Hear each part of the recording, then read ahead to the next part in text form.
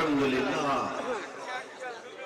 لله الحنان المنان الذي خلق الإنسان وعلمه البيان، والصلاة والسلام على رسوله سيد الإنس والجان وعلى آله وأصحابه ذوي الخير والإحسان. أما بعد، فأعوذ بالله من الشيطان الرجيم. بسم الله الرحمن الرحيم. يريدون ليطفئوا نور الله بأفواههم ويأبى الله إلا أن يتم نوره ولو كره الكافرون. صدق الله مولانا العظيم. بارگاہ رسالت محمد صلی اللہ تعالی علیہ وسلم میں ایک بار درود پاک کا ہدیہ پیش کریں. اللہم صل علی سیدنا و مولانا محمد معدن الجود والکرم وآلہ واصحابہ الکرام وابنہ الکریم وبارک وسلم صلاۃ دائمۃ سرمدا ابدا. بڑے زمانے کے بعد اڑیسہ کی سرزمین پر آنا ہوا اور اکثر یہ سنتا رہا کہ اڑیسہ میں صرف 2.5% مسلمان ہیں. مسلمانوں کی تعداد بڑی کم ہے، لیکن میرے عزیزوں یقین جانیں کہ ہندوستان کی کسی بھی کونے پر ہم رہتے ہیں، اڑیسہ کی آواز وہاں تک بھی پہنچتی ہے. وجہ یہ ہے کہ یہاں اللہ کا ایک ایسا مجاہد آرام فرما رہا ہے. کاش جس کی خاکساران حق آج زندہ ہوتی تو RSS اور بجرنگ دل کو اپنے کپڑے سنبھالنے پڑتے. یہ اور بات ہے کہ حضور مجاہد ملت کی اس تنظیم کو مسلمانوں نے وہ توجہ نہیں دی ہے اور نہ ہی اس کا اہتمام کیا ہے. ورنہ میرے عزیزوں اس مجاہد ملت کی آنکھیں 100 سال بعد کے حالات بھی دیکھ رہی تھی. خیر، اللہ تبارک و تعالی اس مجاہد ملت کا کوئی ثانی ضرور پیدا فرمائے. دین اسلام یتیم نہیں رہ سکتا. اسلام اپنا دفاع خود کرتا ہے. لوگ آتے رہیں گے جاتے رہیں گے، ہم لوگ بھی کل چلے جائیں گے، لیکن اسلام کو نہ ختم ہونا ہے نہ ختم ہوگا. باطل سے ڈرنے والے ہیں آسمان نہیں ہے ہم. 100 بار کر چکا ہے تو امتحان ہمارا.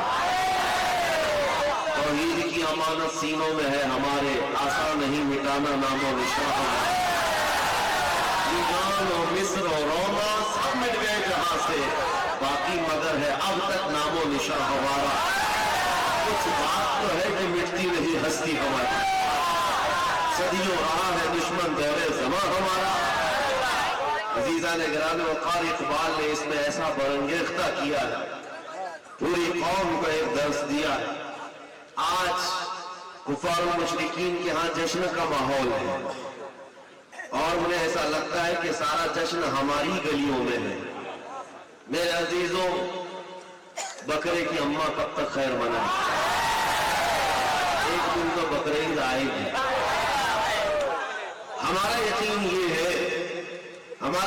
یہ ہے کہ رب تبارک و تعالیٰ کا نظام ہے، اس کا دستور ہے. بدر میں اگر مومنین کو فتح عطا کرتا ہے تو احد میں شکست بھی دیتا ہے. بدر میں 70 کافر مارے گئے تھے، لیکن احد میں 70 صحابہ شہید ہوئے تھے. یعنی حالات ایسے آتے رہیں گے. کچھ لوگوں کے ذہن میں اگر یہ بات ہے کہ ہم کو ہر زمانے میں عروج و ارتقا ہی رہنا چاہیے تو ایسا نہیں ہے. امتحانات سے ہمیں گزارا جائے گا. بغداد، غرناطہ، طرابلس، یہ سب حالات اگر آپ تاریخ پڑھیں تو کئی مرتبہ ان کی اینٹ سے اینٹ بجا دیا گیا ہے. لیکن رب تبارک و تعالیٰ پوری اجڑی ہوئی بستی کو دوبارہ زندہ کرتا ہے. ساری چیزیں وہاں سے ختم ہو جاتی ہیں، لیکن مولا پھر اس زمین کو تر و تازہ کرتا ہے. ہر دور میں آج کا بغداد جا کر کے دیکھیں، آپ کو لگتا ہی نہیں کبھی یہاں ہلاکو آیا تھا. آج کے بغداد کو جا کر آپ دیکھیں گے تو لگتا ہی نہیں کبھی چنگیز کی فوج یہاں پر آئی تھی. ہر گلی سے مسجدوں سے اذان کی آواز ویسی گونجتی ہے. ایک دور تھا کہ جہاں اذان دینے والا بغداد میں کوئی نہیں تھا، سب کو سلا دیا گیا تھا، لیکن آج اذانیں کثرت سے گونجتی ہیں۔ دور بدلتا جائے گا، یہ تاریخ ہے۔ ہم نے پڑھا ہے کہ رب تبارک و تعالیٰ بادشاہوں کو کبھی فقیر بناتا اور کبھی فقیر کو بادشاہ بھی بناتا۔ لہذا اس تمہید کے بعد یہ جو میں نے میدان بنایا، ایک جملہ عرض کرتا ہوں، علامہ توصیف رضا صاحب اس کو سنبھالیں گے، اس لیے کہ یہ بڑے جگرے والے ہیں۔ ایک بات میں کہتا ہوں، اس جملے کو یاد رکھیں، کسی مسجد میں بت کے رکھ دینے سے مسجد بت قدا کبھی نہیں بنتی۔ مسجد بت قدا کیوں؟ ایک رکھا ہے تم نے، کعبے میں تو 360 رکھے تھے، اور پھر بھی کعبہ کعبہ ہی تھا، نہ کعبے کا طواف رکا تھا، نہ کعبے کا حج رکا تھا۔ بس بات اتنی ہے، 360 اندر بٹھائے گئے تھے، کعبے کو انتظار تھا تو محمد رسول اللہ کا رسول پاک صلی اللہ تعالیٰ علیہ وسلم تشریف لائے اور اپنے پاکیزہ ہاتھوں سے کعبے کو شرک اور اس کے اندر موجود کفر کے سارے حالات سے پاک کیا۔ ہمارا یقین ہے کہ رسول اللہ کا غلام کوئی نہ کوئی آئے گا، ہمارے مجمع سے کبھی تو صلاح الدین بیدار ہوگا اور تمہارے رچی ہوئی آلائشوں سے پاک کر کے مسجد کو مسجد بنا کر وہی کی آواز گونجے گی، اللہ اکبر۔ یقین ہے کہ نہیں اڑیسہ والوں کو؟ یقین ہے اپنے دین کا؟ رات چل رہی ہے نا، وقت کون سا ہے؟ رات کا وقت۔ ایک بھی بندہ مجھے یہاں بتائے کہ صبح نہیں ہونے والی ہے؟ ہر ایک کو یقین ہے صبح ہوگی کہ نہیں ہوگی؟ جو رب تبارک و تعالیٰ اندھیریوں کے بعد اجالے لاتا ہے، اسی یقین کے ساتھ اس زمانے میں جیو کہ آج امت پر اگر اندھیریاں چھائی ہے تو کل اجالا آئے گا۔ رب تبارک و تعالیٰ ان اندھیریوں سے اور لگے ہوئے گہن سے صاف فرمائے گا۔ چاند کو بھی گہن لگتا ہے نا، اور جب چاند کو گہن لگتا ہے تو اندھیرا چھاتا ہے، چاند صاف نظر نہیں آتا، لیکن وہ زیادہ دیر کا نہیں ہوتا، گہن جب چھٹ جاتا ہے چاند اپنے آب و تاب کے ساتھ پھر چمکتا ہے۔ لہذا امت مصطفیٰ کے آج حالات کو دیکھ کر کے بعض لوگ یہاں نروس ہوتے ہیں۔ اب میری ڈیوٹی اتنی ہے، جلسوں میں اس لیے جاتا ہوں، میری ڈیوٹی صرف اتنی ہے کہ آپ کو میں ایک بات بتا دوں۔ ایک ادھیکاری ہے بیچارے، انہوں نے کہا کہ آپ بہت بھڑکاتے لوگوں کو، بھڑکاؤ بیان ہوتا ہے۔ مجھے بتانا میرے عزیزوں، اگر میں بھڑکایا ہوتا تو 200 جلسوں کو خطاب کر کے آ رہا، ہندوستان میں پتہ نہیں کیا سے کیا ہو رہا۔ ہمیں نے اسے کہا میں اتنا بھڑکانا چاہتا ہوں، اتنا بھڑکانا چاہتا ہوں، ہمارا نوجوان تمہارے ننگے پن کو چھوڑ کر آمنہ کے لال کے اخلاق کا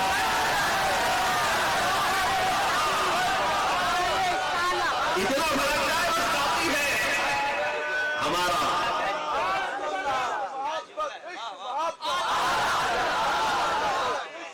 اگر اس کو بھڑکانا کہا جاتا ہے تو ہم صبح شام بھڑکائیں، صبح شام لوگوں کو یہ بات کی ترغیب دیں، آ جاؤ اس دربار میں جہاں پر کوئی آیا ہے تو صدیق بن کر نکلا، جس کے قدموں سے وابستہ ہو کر خطاب کا بیٹا فاروق اعظم بنا، جن کے دربار سے وابستہ ہونے کے بعد ابو طالب کے شہزادے حیدر کرار بنتے ہو، اس دربار سے کیا نہیں ملتا میرے عزیزوں، وہاں سے کیا نہیں ملتا۔ بات صرف اتنی ہے، میں صرف اور صرف میری ڈیوٹی میں بتا رہا ہوں، یہ دور ایسا ہے ابتلا و آزمائش کا، امتحانوں کا، دیکھنا ابھی کتنے اس میں سے نکلتے ہیں اور کتنے جمے رہتے ہیں۔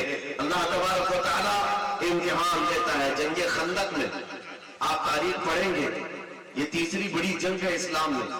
جنگ خندق کے موقع پر کفار و مشرکین 12,000 کی تعداد میں آئے تھے، جب صحابہ اکرام کی تعداد 4,000 سے زیادہ نہیں تھی، اور مہینے بھر تک خندق کھودتے رہے، سخت ٹھنڈیوں کے دن تھے، اور فاقہ کشی ایسی کہ اسی خندق کے کھودنے کے موقع پر رسول پاک صلی اللہ علیہ وسلم نے اپنے پیٹ پر پتھر باندھے تھے، اور اس وقت جو منافقین تھے جو ساتھ میں آئے تھے، کیونکہ بدر میں انہوں نے کامیابی دیکھی تھی اور اس کے بعد کچھ جنگوں میں مال غنیمت انہیں ہاتھ آیا تھا، تو حضور کے ساتھ آ گئے تھے، لیکن جب یہ جنگ کا میدان سخت ہو گیا، کفار و مشرکین زیادہ ہو گئے، تو کیا کہنے لگے کہ نہیں ہمارے گھر میں عورتیں اکیلی ہیں، ہم کو جانا پڑے گا۔ سورۃ الاحزاب میں پورا واقعہ موجود ہے۔ اذ یقول المنافقون، یہاں سے آیتیں شروع ہوتی، کہتے ہیں کہ ہمارے گھر میں عورتیں تنہا ہیں، ہم کو جانا پڑے گا۔ ایک ایک کھسکتا رہا، ایک ایک جاتا رہا، اور جو ڈٹے رہے، جو جمے رہے، وہ صحابی رسول تھے۔ ایسا جمے رہے، منافقین وہاں سے چھوڑ کر جانے لگے، جنگ کے حالات سخت سے سخت بنائے گئے۔ رب تبارک و تعالیٰ فرماتا ہے هُنَالِكَ ابْتُلِيَ الْمُؤْمِنُونَ وَزُلْزِلُوا زِلْزَالًا شَدِيدًا۔ یہ وہ مقام تھا جو مومنین کو ہلا دیا گیا تھا، ہلا دیا گیا تھا۔ آپ کو پتہ ہے سعد ابن معاذ کی نس کٹ گئی تھی، اور اس کا خون کا فوارہ حضور کے چہرے پر تک آتا تھا جب وہ سامنے آتے تھے، لیکن انہی زخموں کے حالت میں وہ مہینہ بھر تک کھڑے رہے۔ کھانے پانی کے لیے ان کے ہاں حالات ایسے تھے کہ ایک کھجور پر 10 صحابہ گزارا کرتے تھے، ایک کھجور پر۔ اور ایک صحابی نے بھی یہ نہیں کہا سامنے جو جماعت ہے اس دور کی بی جے پی رہی ہے، جن کے پاس سارے پونجی جمع ہو گئے مشرکین کے، سب کچھ وہاں تھا۔ ارے رات کو جب پکاتے تھے تو روٹیوں کی خوشبو ادھر بھی آتی تھی، ادھر بھوکے صحابہ تھے۔ ایک صحابی نے بھی نہیں کہا چلو ادھر جا کر کے کھانا کھا کے آتے۔ میرے آقا صلی اللہ علیہ وسلم نے فرمایا مجھے اندازہ ہے کہ تمہیں بھوک کی شدت نے پریشان کیا ہوگا۔ جانتے ہو صحابہ کیا کہتے ہیں؟ آقا جب تیز بھوک لگتی ہے تو ہم آپ کا چہرہ دیکھتے ہیں۔ جس کے پاس رسول پاک ہو تو پھر نہ اسے بوٹی بلاتی ہے نہ روٹی بلاتی ہے۔ صحابہ کرام کا امتحان ہوا، جو منافقین چھوڑ کر جانے والے تھے چلے گئے۔ رب تبارک و تعالیٰ نے قرآن پاک میں فرمایا ہے کہ نہ ہی ان کی عورتیں تنہا تھی، نہ ہی ان کے گھر بے چھت تھے، کچھ نہیں تھا، بہانہ بنایا۔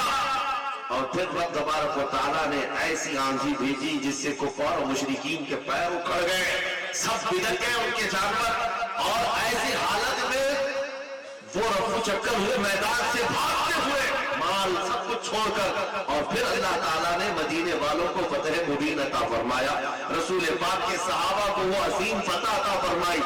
میں ایک اور بات بتاتا ہوں، مہینہ بھر تک خندق بھی کھودتے رہے، مہینے بھر تک جنگ کا مقابلہ کرتے رہے، اور اس کے بعد تک تھکے ہارے زخموں سے چور مدینے جا رہے تھے۔ بیچ راستے میں جبرائیل امین آئے، عرض کیا یا رسول اللہ صلی اللہ علیہ وسلم، رب تبارک و تعالیٰ کا حکم ہے کہ اپنے صحابہ کو لے کر بنو نذیر کے مقابل میں چلیں، ایک اور جنگ میں جانا ہے۔ مدینے پہنچے نہیں، 5 کلومیٹر کا فاصلہ ہے صرف خندق کے مقام سے لے کر مدینہ۔ ابھی بیچ راستے میں جبرائیل امین آئے، حضور سے کہا کہ یہاں سے رب تعالیٰ فرماتا ہے بنو نذیر کے مقابل میں آپ جنگ میں چلیں۔ حضور پاک صلی اللہ علیہ وسلم رک گئے، صحابہ کو دیکھا زخموں سے چور چور ہیں، کپڑے پھٹے ہوئے ہیں، کس کا ہاتھ رس رہا ہے خون سے، کسی کا پیر۔ حضرت ابو ہریرہ نے اس کو بعد میں بیان فرمایا ہے کہ صحابہ کہتے تھے اس وقت سب کے ناخن اکھڑ گئے تھے۔ یہ ساری چیزیں موجود تھی صحابہ کے اندر۔ نبی پاک صلی اللہ علیہ وسلم نے روک کر کے پوچھا کہ کیا خیال ہے؟ جبرائیل امین کا حکم آیا، اللہ کا حکم آیا، جبرائیل امین نے سنایا، کیا یہیں سے ہمیں بنو نذیر کے مقابل میں جنگ میں جانا ہے؟ صحابہ یہ تو کہتے ہیں کہ یا رسول اللہ مہینے بھر تو خندق کھودتے رہے، مہینہ بھر ان کا مقابلہ کرتے رہے، ذرا بیوی بچوں سے تو مل کے آئے، زخم پٹی تو کر کے آئے، مرہم پٹی کر کے آئے، کھا پی کر کے آرام کر کے آئے، پھر دوسری جنگ میں جائیں گے؟ نہیں میرے عزیزو، صحابہ سے جب رسول پاک نے فرمایا تمہارا کیا خیال ہے، ہر صحابی کہتا ہے یا رسول اللہ دیر کس بات کی، چلے ابھی یہی سے چلتے ہیں۔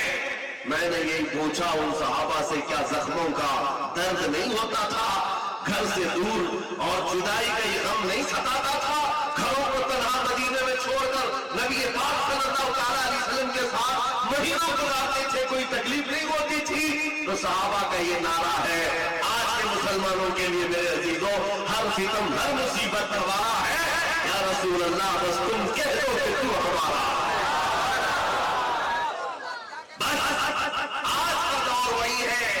آندھیاں آئی ہے، هنالک ابتلی المؤمنون وزلزلوا زلزالا شدیدا۔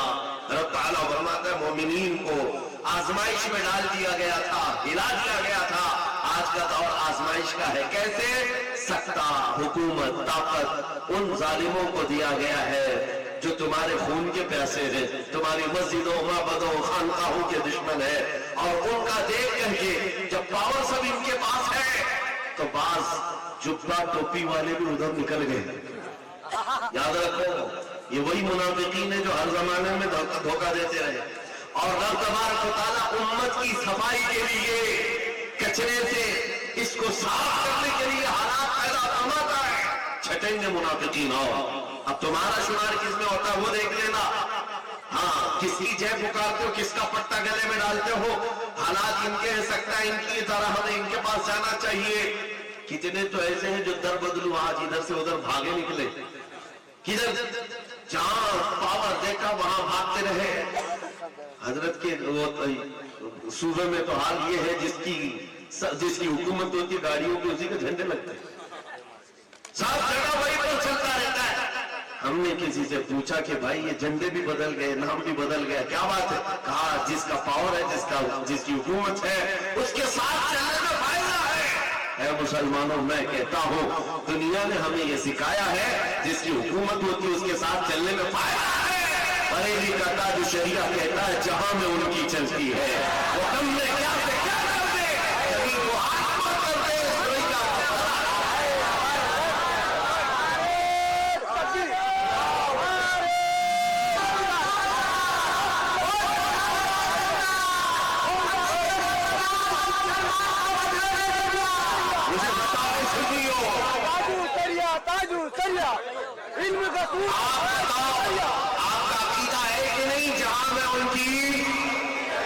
کس کی؟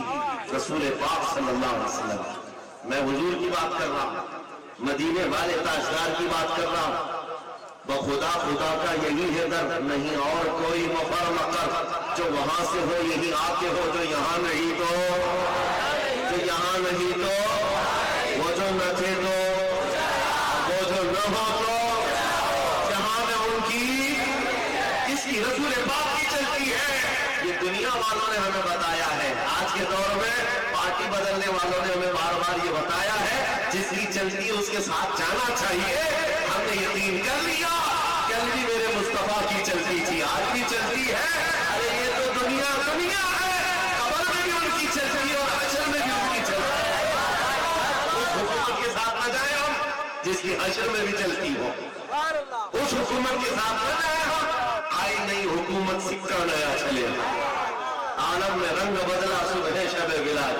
عزیزان گرامی وقار، حالات آج کے ابتلا کے ہیں، آزمائش کے ہیں، امتحان کے ہیں. اور جو بدل گئے ان کے لیے قسمت وہی تھی یا وہ قسمت کو کھا گئے اور کسی کا فضلہ چاٹنے کے لیے بیچارے اپنے ایمان کا سودا کر بیٹھے، اپنا دین بیچ لیا. اور اچھی اچھی جگہوں سے جبے ٹوپی والوں کو ہم دیکھ رہے ہیں باتیں ایسی کرنے لگ گئے کہ نہیں ہم ان کو بھی راضی کریں گے. وہ بھی برادران وطن ہیں، ان کو بھی راضی کریں گے، ہم بھی پوجا پاٹ کر لیں گے. نعوذ باللہ من ذالک. میرے آقا صلی اللہ تعالیٰ علیہ وسلم کے پاس مکہ کے مشرکین آئے تھے اور انہوں نے کہا تھا ہم آپ کے دین کے مخالف نہیں رہیں گے، ہم بھی آپ کے ساتھ چلیں گے. شرط صرف اتنی ہے کہ آپ ہمارے بتوں پر ایک بار ہاتھ رکھ دیں. نبی پاک صلی اللہ تعالیٰ علیہ وسلم کو مشرکین نے جب یہ کہا تو پوری سورہ اتر گئی. قل یا ایھا الکافرون لا اعبد ما تعبدون. اے محبوب آپ فرما دیں کافروں میں اس کی عبادت نہیں کرتا جس کی تم عبادت کرتے ہو. حضور نے فرمایا تم ہاتھ رکھنے کی بات کرتے ہو میں نظر اٹھا کے بھی نہیں دیکھوں. جو باطل ہے اس کو باطل کہا جائے، جو شرک ہے اس کو شرک. اب اگر اتنا زیادہ ڈھیلے ہو جاؤ گے تو کل تمہارے کلمے پر بھی سوال ہوگا. کلمہ پڑھنے نہیں دیں گے. آج ہی ڈیبیٹ شروع ہو چکے. لا الہ الا اللہ کا مطلب ہے کوئی خدا نہیں. یہ مسلمان ہمارے خداؤں کا انکار کرتے ہیں. ظالموں تمہیں آج ترجمہ سمجھ میں آیا؟ ہم 1400 سال سے انکار ہی تو کر رہے ہیں. پہلے نبی ہے بعد میں اس بات ہے. ہم سب کا انکار کرتے ہیں سوائے اللہ کے ہم کسی کو خدا. ہاں ایک بات یاد رکھو مسلمانوں، آج تمہیں کسی کے سامنے جھکنے کی ضرورت ہے. کیوں جھکے آدمی. ہمارا حال تو یہ ہے میرے عزیزو. ایک بات بتاؤں اس قوم کی خصوصیت، جیسے بھی جاہل قوم، پڑھی لکھی ہو یا نہ ہو، ان پڑھ ہی کیوں نہ ہو، ہمارے مسلمانوں کی بات کر رہا ہوں، مسجدوں میں جاؤ، امام جو کھڑا ہے نا، اس امام سے کہو اپنے باپ کا نام لے کر قوم کو جھکا کر دکھائے.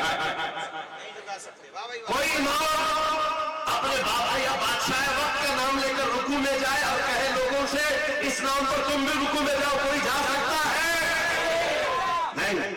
اکبر نے کوشش کیا تھا، اکبر بادشاہ، اس کا نام اکبر تھا، اس نے پورا دین بدل لیا اور نمازوں میں اپنا نام شامل کر دیا کہ اس کا نام لیا جائے تو رکوع ہو، سجدہ ہو. اس وقت مرد قلندر مجدد الفسانی کھڑا ہوا، کہا دین ہوگا تو مصطفیٰ کا ہوگا، سر جھکے گا تو اللہ کے نام سے، بادشاہ کے نام پر نہیں جھکے گا. اور ہماری خصوصیت یہ ہے، امام ہزار بڑے لوگوں کا نام لے کر جھکائے، قوم ہماری نہیں جھکتی. لیکن اگر کسان کا بچہ چھوٹا سا حافظ قرآن بھی ہو اور پیچھے بڑا بڑا مالدار کھڑا ہو، وہ بچہ اگر اللہ اکبر کہے تو ہر ایک کی پیشانی جھک جاتی. بتائیے چلا اس قوم کو اگر جھکایا جا سکتا ہے تو صرف ایک نام ہے، اللہ اکبر. اس کے علاوہ کسی نام سے ہم نہ جھکے تھے، نہ کبھی نہیں جھکیں گے، اسی ایک نام سے جھکتے ہیں. اور حد تو یہ ہے میرے عزیزوں، ہماری خصوصیت اور ایک ہے، اسپیشیلٹی تمہاری اور ہماری. ہم جس دن پیدا ہوئے تھے اسی دن کان میں مؤذن نے کیا کہا تھا؟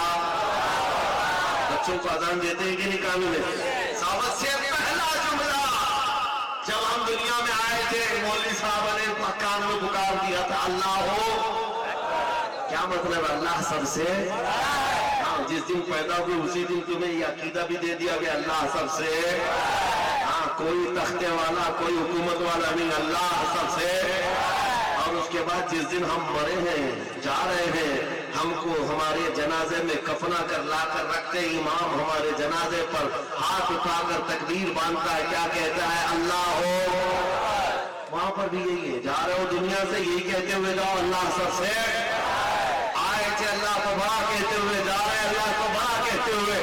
یہ صرف اور صرف تمہاری اسپیشلٹی ہے، یہ صرف تمہاری خصوصیت ہے. اس لیے اے مسلمانوں، حالات کو دیکھ کر گھبرا مت جانا. ہمارا عقیدہ ہے اللہ سب سے بڑا ہے، اور قرآن میں اللہ تعالیٰ فرماتا ہے لا تحزن ان اللہ معنا.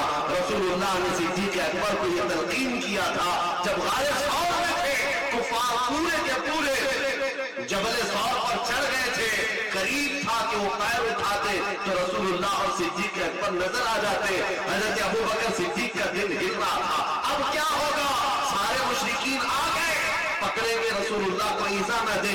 تب نبی پاک کا یقین دیکھو، حضرت صدیق اکبر کے سینے پر ہاتھ مارا اور کہا لا تحزن ان اللہ معنا. گھبرا مت، اللہ ہمارے ساتھ، اللہ ہمارے. جواب دو میرے عزیزوں، اللہ ہمارے ساتھ ہے یا نہیں؟ ہاں. ایک بات اور بھی بتا دوں، حضرت جو فرما رہے تھے اور ناظم اجلاس نے جو کہا میرے متعلق ان کا حسن زن ہے، اللہ ان کو اس کے جزا عطا کرنا. لیکن انہوں نے جو کہا کہ ہم جواب دیتے رہتے ہیں، میرے عزیزوں یہ سنت مصطفیٰ، خاموش رہنا اور روٹیاں چباتے رہنا اس دور میں. اور وہ بھی کوئی عالم ہو تو اس کو گونگا شیطان کہا گیا ہے. جب حالات ایسے ہو، ارے ہماری ماں پر کوئی بولے تو ہم خاموش نہیں رہتے، رسول اللہ کی بات ہے، دین اسلام کی بات ہے. تمہاری بیوی کی طرف کوئی انگلی اٹھائے تو تم آگ کو لاتے ہو.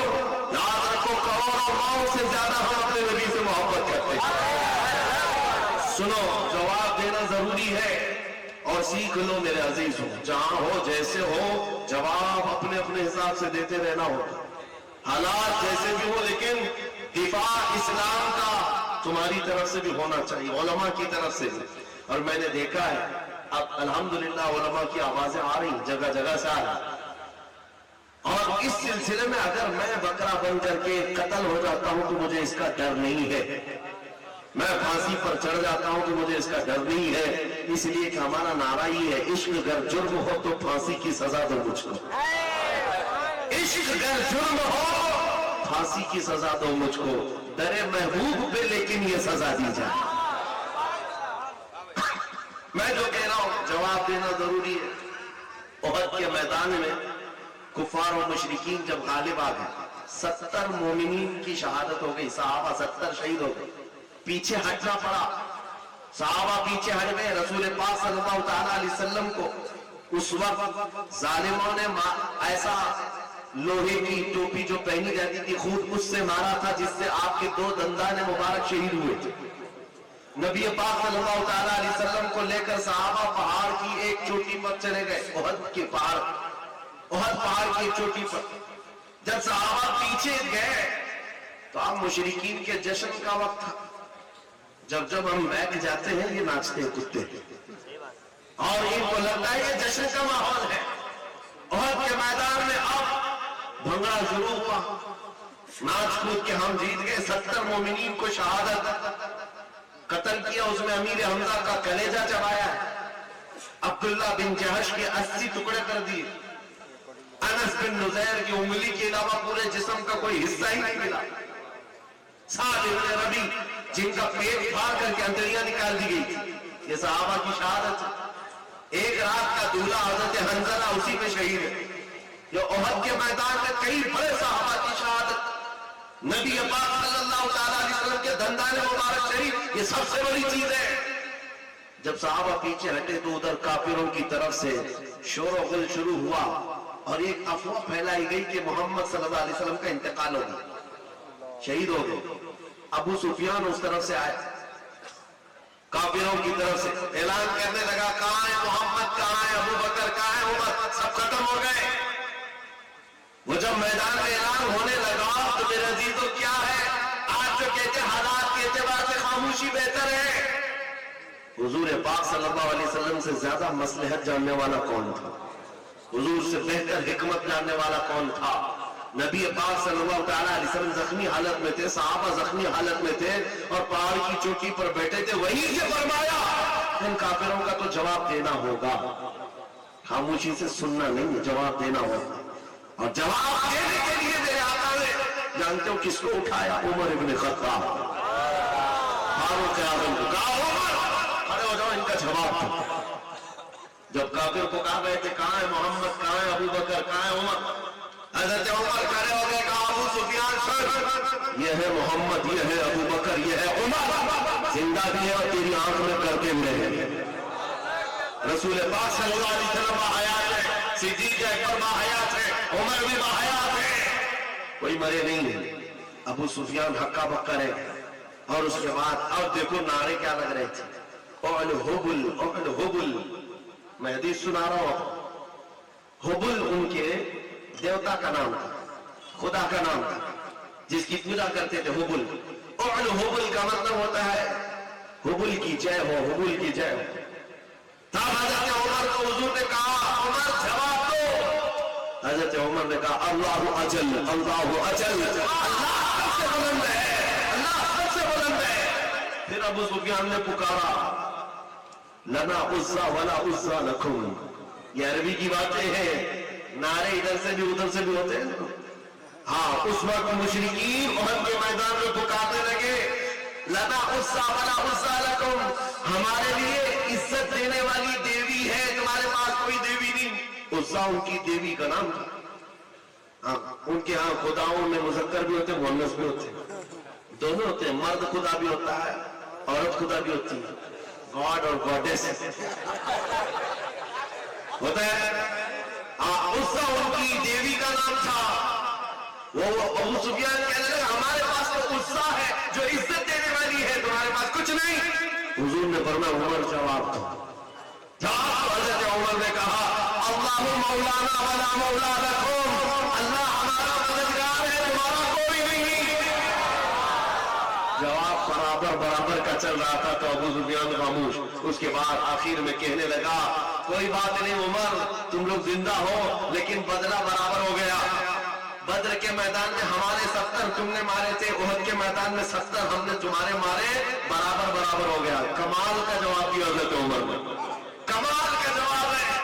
ابو سفیان کہنے لگا برابر برابر ہو گیا، تم نے 70 ہمارے مارے تھے، ہم نے 70 تمہارے مارے ہیں، جنگ برابر ہو گئی.